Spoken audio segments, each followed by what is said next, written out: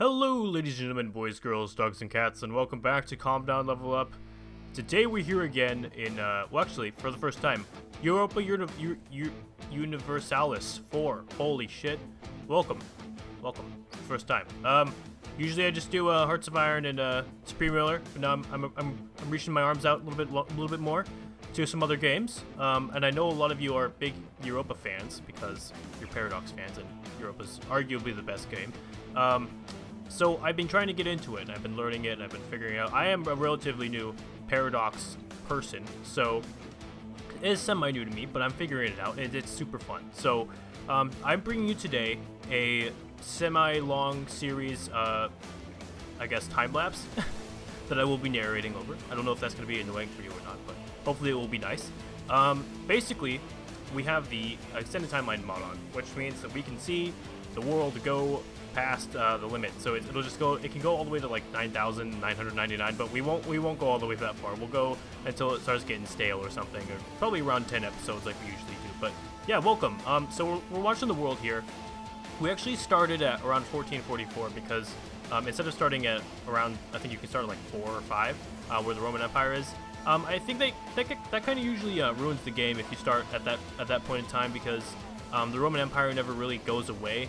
I mean, the Roman Empire will collapse, but then, like, you know, Western Rome, that I've seen that just like stay forever and like live up into like 1700s, like Western Rome. Like, dude, you're supposed to die. Like, get out of here. So, I mean, it is cool that it wasn't like realistic, but I want like some semi-realism, but I also want like to see some of the different shit happen. Like, mostly I want to see the colonialism be like way whack and way different. So I have watched time lapses like this where the colonialism just gets super weird and off, and that's what I'm hoping for. So I'm hoping to see some weird new colonization stuff happen, like just like France go somewhere else. I did watch a little bit of this, so I do know what's gonna happen, but I do know where this is going. But yeah, so we're mainly just gonna be watching Castile. I don't know how you say that, the previous Spain, like before Spain formed with Argonia or something like that. Argonia, no, that's from Skyrim, geez. Yeah, so before they actually like formed and stuff, it was Castile or something like that. Jeez, I'm just forewarning you, I'm gonna say everything wrong, so just be forewarned. But yeah, so we're gonna be watching them. We're gonna be watching the French. We're gonna be watching the English. We're actually gonna be watching the Swedish and what's going on with Muscovy up there, Muscovy, and Novgorod and Sweden, Norway. Ming will be kind of cool to watch. I don't think the Ming really did much this episode in terms of like expanding or even collapsing or anything. It's always really fun to watch the Ming collapse, but they didn't really do much, so I wouldn't expect too much out of them during this episode. But so this time lapse here goes for, I think, like 120 years. So this episode 1 here is just about 120 years. So this one is quite a lot slower actually than quite a lot of time lapses that you'll see on YouTube. But that's just because we're turning it into a series, and we're gonna be watching it, and it's gonna be cool. And I'm gonna be talking and just ignoring you guys and stuff. But yeah, so we're gonna see some Spanish colonization, I think, first, and then Portugal will get in there. Another cool country to watch is the Ottomans, because actually this 1444, I think, is the scenario where it's called the Rise of the Ottomans. So the Ottomans will be rising in power through this. I didn't actually check the Great Powers quite yet. So maybe next episode I'll show you guys what the Great Powers are. But after this little time lapse, I go through with I zoom in a little bit on each area, and I kind of show you, so you can actually read the names and stuff. But yeah, so as you can see, there's a little bit of Spanish colonization in Portugal. So they've discovered it. It's past was 1490 something that they discovered America. You guys are gonna be correcting everything I say, but I welcome it. I think England eventually like goes after like Argentina and stuff. It's really cool. So, and we'll continue to see the Ottomans expand. So the Ottomans are definitely one to watch during this series if you're gonna continue. If you're like watching early or something, or watching late and you're only on episode 1, I'd definitely keep my eyes on the Ottomans. They're gonna be fun to watch. Muscovy, based in Moscow, obviously, just by that name. And Novgorod have a little bit of drama, trying to form Russia and shit. It's not always the easiest forming Russia, Muscovy, just gonna let you know. But if they do, then Russia will be definitely a force to be reckoned with. So actually, also Austria. Make sure to watch Austria because Austria does something interesting that I've never. Well, I mean, I'm new to the game, but I actually haven't seen them do this yet. So Austria is always usually pretty powerful just on their own in the HRE. They usually just kick everyone's ass in the HRE and become, you know, the emperor and shit. Holland, I've seen become the emperor a lot as well of the HRE because they go for colonization. I'm not sure if they colonized much this episode. I don't think I saw any. But definitely the Spanish have a few more spots now. They're up on the tip of Brazil there. And they'll probably start kicking some natives' butt here pretty soon. But I was also kind of surprised with Spain because they kind of got their butt kicked quite a bit here. So in a little while you'll see them kind of actually just like get destroyed quite a bit. Like France becomes pretty powerful, and France starts colonizing as well. So we'll see all that. But Japan trying to get united, trying to unite itself. The Ming just hanging out. Southeast Asia is crazy. India is crazy as always. I think Delhi is pretty strong. I think the center blue one, I can't remember what it's called. Crazy names. Can't remember what that's called, but I'm pretty sure that's a pretty strong one. Oman is actually looking pretty good. I haven't seen Oman do that well. I've seen Yemen get pretty big in the past. Looks like Ethiopia is pretty much formed. Obviously not called Ethiopia, but just a different name. Can't read it from here, but and North America just doing its thing. For a while, I thought that Ottawa right there was a British colony, but I was like, how would that happen? No one's even colonized, you know, the Bay Area yet or anything. So that cannot be. It's just Ottawa. It's just the natives there. So Spain, well, not quite Spain yet. Expanding their territory there. I'm pretty sure they will go for quite the first colony this episode. Also, make sure to watch Portugal because Portugal is going to hop on that ship really fast. I think Portugal goes for, Portugal, as you can see there, just gained a bit of North Africa, south of Morocco. They just adopted it, and I'm pretty sure that colony grows pretty big. France doesn't have Brittany right now, and England actually has quite a bit of northern France as well. So France is going to want to try and get on top of that, try to capture their own territory back at least. Timurids. The Timurids are in a full civil war right now. The peasants have taken over pretty much the whole country. They're looking like they're collapsing.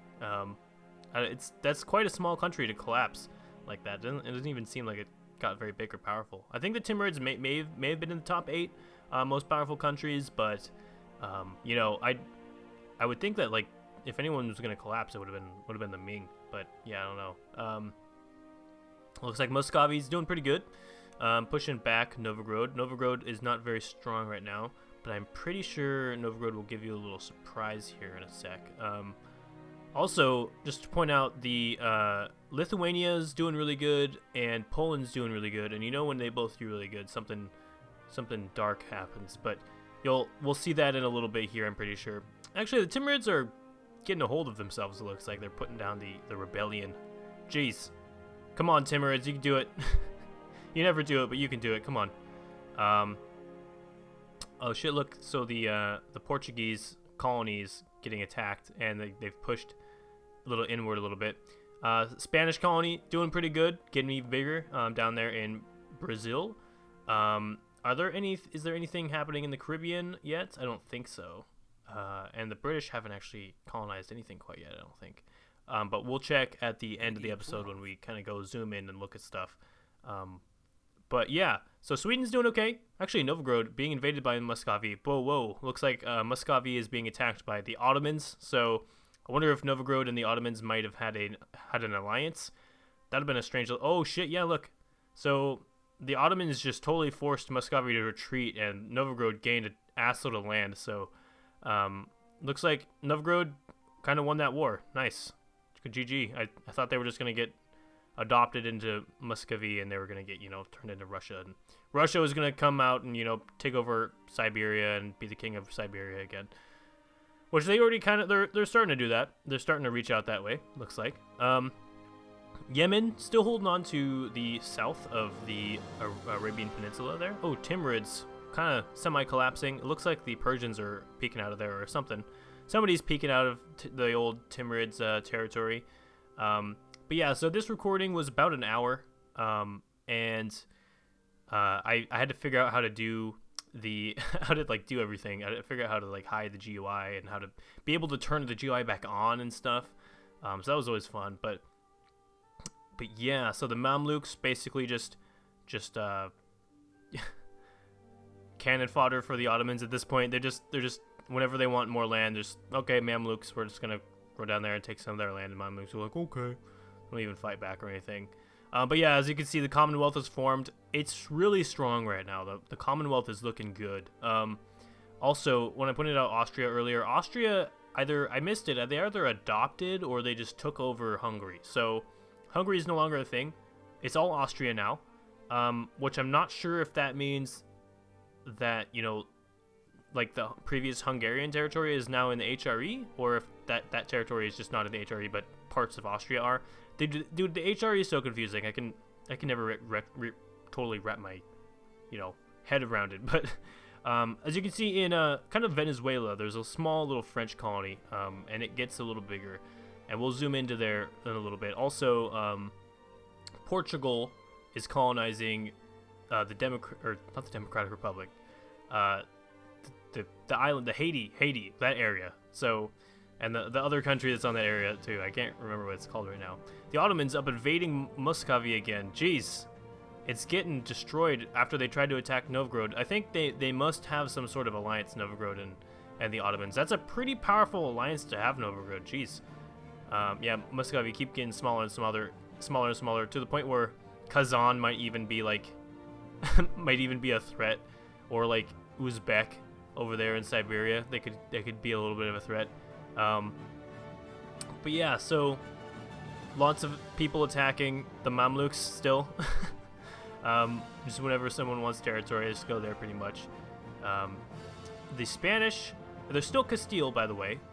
Just the Aragon, that country, that kingdom is gone now. They haven't formed Spain still, but they're acting like Spain. So Spain kind of exists, not really though. They don't, just not the same name, I guess. Granada is still down there, in southern Spain.